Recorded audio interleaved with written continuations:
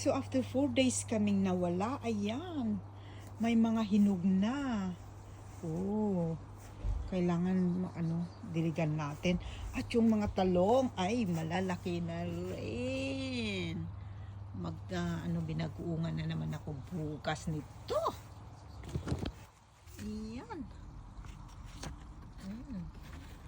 Okay. Pitasin natin bukas. So, ito na nga, mga ka-Jasmile. Dumating na kami after 4 days ng aming family holiday. So, bisitahin ko yung aking mga kamatis at talong.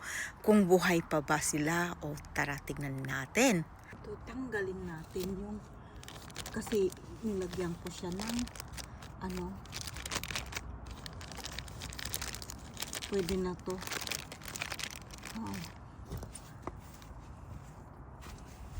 Tanggalin ko naman yung, so ito na nga, kunin na natin. Okay, sorry. Ayan, kunin na natin bago pa tayo maunahan. Pero siguro dalawa lang munang kunin ko. Ayan, matigas na to, oh. Ayan, pwede na. Mayroon pa isa doon na pwede nang kuhanin.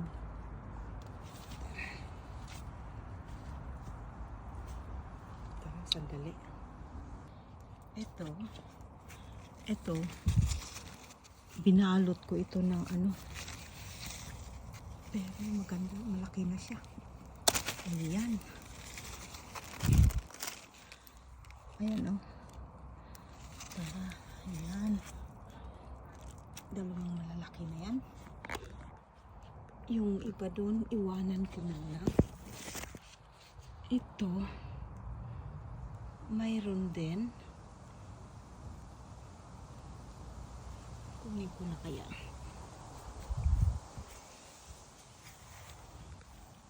Ayan. Marami pa, babalitin ko yung iba. Ito rin yung kamatis. Mga nahinog na rin yung iba. Yan. Ayan. Marami pa rin mga bunga na maliliit na tumutong. Sumibol habang wala ako. Ay, nakakatawa lang. Itong ating mga sili, medyo lumaki-laki na rin konti. Ayan. Alright, so ito na nga. Dalawang peraso lang ang ating kinuha. Hayaan lang muna natin sa puno. Kasi gusto ko nakikita na may mga hinog at malalaki ng bunga ng aking talong. Ayan. So, gagawa ulit tayo ng pinaguungan na pork.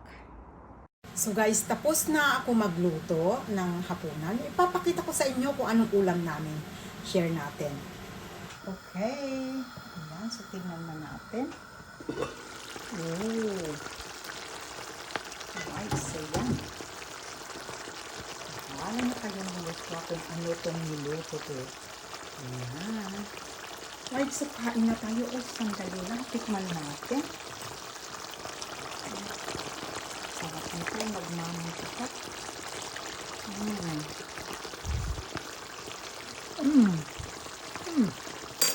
Thank you for watching, guys, and see you all in my next video. Bye!